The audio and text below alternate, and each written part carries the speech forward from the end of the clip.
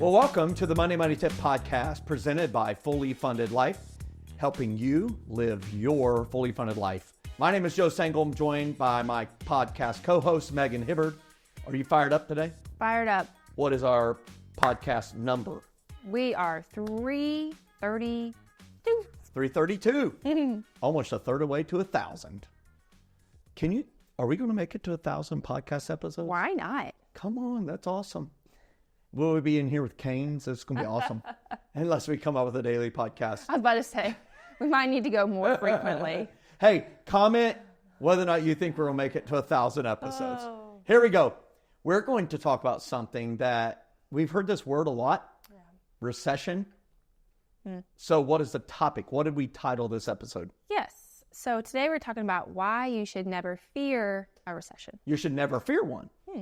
Huh. I think a lot of people do. So again, a lot of people fear recessions. Do you know who fears recessions the most? People who have less savings, maybe? Do you think that's true? I thought you were going to make a joke about somebody, I don't know, recession. Yeah, I usually joke, but I didn't have a joke. So we usually talk about assumptions. So let's talk about the assumption we're making for this podcast. Yeah, so here we're assuming that you're living a fully funded life. You've climbed the fully funded life ladder and have positioned yourself to prosper. Oh, what are we talking about? Well, we encourage you to learn all about a different way of thinking, communicating, and decision making when it comes to your money. Learn more and join our community at www.fullyfunded.life. That's the commercial. But now, here's why you should never fear a recession. The first thing is? Yes, opportunities. Opportunities. So now listen, I bought my first group of properties during the recession that ran from 2008 to 2010. Did you know that? I bought those in the recession. Things had recessed, including prices of land. Yeah, I'm sure. And so I bought land at a recessed price. And I also launched, I Was Broke Now I'm Not, the organization that holds all of this stuff. And I launched it during that same recession. And I also bought a lot of mutual funds at discount prices during the recessions of 1997, the dot-com bubble, and in 2008 and 9 and 10. Why? Because I buy every month through my contributions to my retirement accounts. So there's opportunities that show up in recessions. So don't look at all recessions as a negative thing. There are opportunities to be found there. Yeah. Now, you had some thoughts on this. Yeah, I feel like there are opportunities, and if you're not positioned and ready and looking, then you're going to miss them. And I think like you listed out those things, and those are all long-term things that making you money, like they're not, it wasn't like something that paid you one time and you were done. Yeah. Like it's something that it's your type 2 income. You're able to make money off of it. I'm granted you work for I Was Broke Now I'm Not. So you do, you can do some stuff there. You work very hard. But I think ultimately, if you're positioned and you're ready and you're looking, you're able to make those moves. It's a great And point. I think for us, like we bought our last house, not the one we're in currently, but at the very beginning of when COVID happened. Yeah. So everything was shut down. It wasn't even like talks of a recession, I feel like, because it was like, No. The world is shut down. No one knew what was happening. Nothing's happening. Nobody's doing anything. Nobody knows what to do. And my husband's out there looking at houses, and I'm like, what are you doing? We're not doing that. Like, people don't even know, like, what's going to happen. We can't be buying a house, but we were able to take that step, and we were able, because we were positioned, we were ready, we were looking, well, he was, and, we were able to get in before the housing market went crazy. I was like, look at the Hibbards go. Like, it was unbelievable.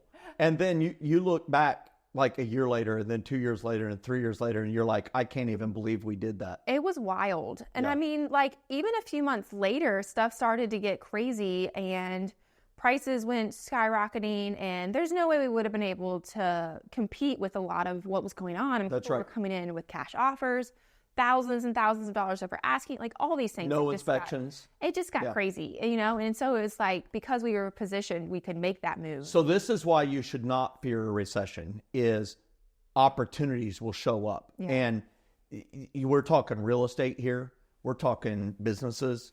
We're talking, just if you're positioned, I love those thoughts, that if you're positioned, you'll be able to see it. And that's why we call our little roadmap, we call it the ladder, the fully funded life ladder, because as you climb the ladder, just like if you're climbing a real ladder, you're positioning yourself. You can just see farther. And what I think is humorous to me is you and I collaborate on these, and I wrote my portion of this podcast episode in a deer stand. And I was 20 feet up in this deer stand. And a lot of times when I'm in a deer stand, there's not a lot happening. There's a squirrel chattering at me. The leaves are fluttering. There are no deer. Yeah. And I was writing this. I know exactly where I was at when I was writing this. I'm 20 feet up, and I hear sounds below me, and I look down, and I saw something I've never seen in the wild before in South Carolina. I saw a mated pair of otters, river otters, swim right underneath my tree. I've got video of it. Maybe we can include the little video. I'm going to give it to our producer. You can see these little otters. Look at them, see them, they're wiggly. They're cute. Aren't they awesome? And I was sitting here saying, I was able to see them because I had positioned myself. Yeah. That I had the opportunity to see them because I had gotten up before the sun rose and was there in quiet, and they didn't know I was there. Yeah. I had positioned myself, and the same is true. You'll be able to pounce like a puma on the opportunity, which I think is great. Yeah. And I think there's also a lot of people that maybe you're thinking this, but there's an opportunity that there's a void of something that you could fill in the situation that you're in. I don't know if that makes sense, but like maybe there's a need that a business that you could create in the time that you're in. Like there's the world is here now. Okay, what does my community need that I could step in and provide? I have this talent that I could do. I have this service that I could create. I have this thing that I could sell because my community is in this position. Does that make sense? In fact, I'll just build on that. A lot of people get laid off in a recession, and they actually find their life's work because of that, because they got kicked out of the comfortable nest. And all of a sudden they're like, well, while I'm at it, why don't I try this? Yeah. And it works. And they look back and they're like so grateful that it happened. Yeah. So it's opportunities. Now, the second thing I want to share is that the provider provides. We are people of faith. And what are the names of the Lord? See, I wrote this in a deer stand, so I'm reflective in the Lord's outdoors, his creation. One of the names of the Lord is Jireh, which means the Lord will provide. He will provide. And Psalm 37:25 says, I was young and now I'm old. David wrote this. Yet I have never seen the righteous forsaken or the children begging bread. And I love that. And it was a great reflective moment for me. It was one of the first cold mornings of October. And I loved it when I was writing this. I know we're releasing this in November, but when I wrote this, it was October.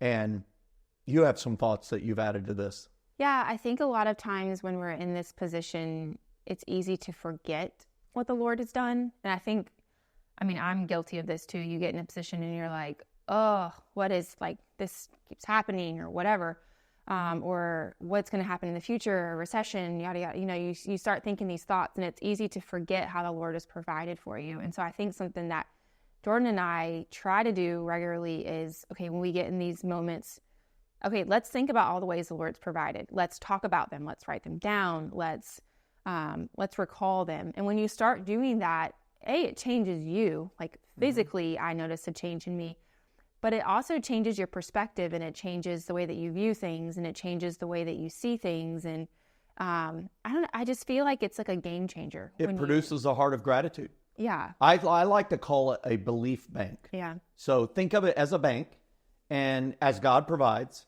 your belief grows. Your balance of the belief bank grows. Yeah. And sometimes you have to go make a withdrawal because you're facing a new circumstance that you never faced before.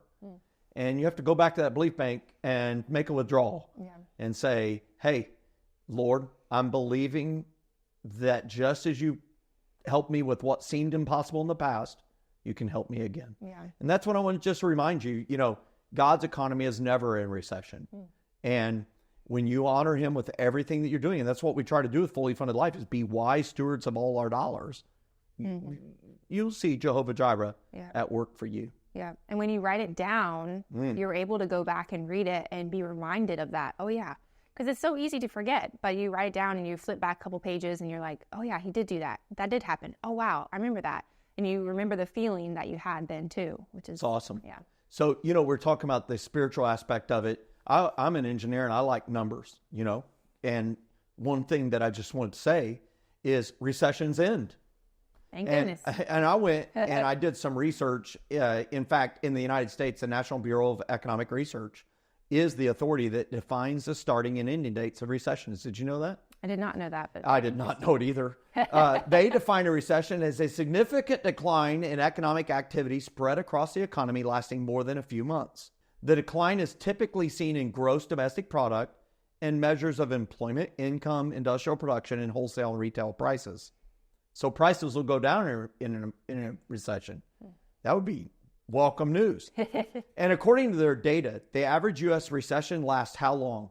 17 months. Isn't that crazy? In the period from 1854 to 2020. 1854. Since That is pre-Civil a long War. time ago. In the post-World War II period from 45 to 2020, the average recession has lasted 10 months. Which is not that, it's about a little less than a year. But by the way, Yeah. the Great Recession, that 2007, 8, 9, 10, that was the deepest and longest economic downturn since the Great Depression of the 30s. Unemployment reached 10%, and GDP fell as much as 2.6%, and it was triggered in part by the bursting of the subprime mortgage bubble, as well as complex securities that were created with those bad mortgages called, CDOs, collateralized debt obligations, as well. Those bad securities created with those bad mortgages, well, they had permeated the entire financial system. And in the years leading up to the recession, financial institutions across the country pushed those mortgages to borrowers with terrible finances and poor credit histories. And all those were a big problem. And a massive nationwide run-up in home values back then helped fuel more bad mortgages and the creation and spread of more of those CDOs, also known as mortgage-backed securities, which further inflated home prices. I've got a link to that. But here's the encouragement. When you're in a recession, well, it's going to end. And as Ronald Reagan once said, he said, when your neighbor loses a job, that's a recession. When you lose your job, that's a depression. And that's the truth. So, hey, if you're facing the thing of a recession, don't fear it. Look for the opportunities. Be reminded, hey, that the Lord will provide, and just go to the data and know that it will end. Any last words you'd like to say? I think that's a lot of data, but I also think it's encouraging to hear the numbers of, okay, 10 months. If I hunker down, what changes can I make? What can I do to prepare myself so that I don't have to fear, but I can see the opportunities that are coming my way. I can make, wise choices, and profit and prosper during this time when you're saying maybe, shall we say, not just survive, but thrive. Woo! Who wouldn't love that? I love that. Yeah. Thrive. I love that word. Thanks for sharing that. Thanks for sharing your minutes with us in the Monday Money Tip podcast. Be sure to check out fullyfunded.life. Become a member. Take advantage of the included 30-minute unlimited coaching slots with one of our coaches. Take advantage of the content, the challenges, and the community events. We would love to be able to serve you there so that you can live your fully funded life. See you next week. Happy Monday, everybody. Get fired up. Hey, thanks for watching this video. There's a lot more content on our website. We got a few of them linked right here, and we got a subscription link as well. We would be so honored if you would click that like and subscribe button and go learn some additional stuff so that you can live your fully funded life.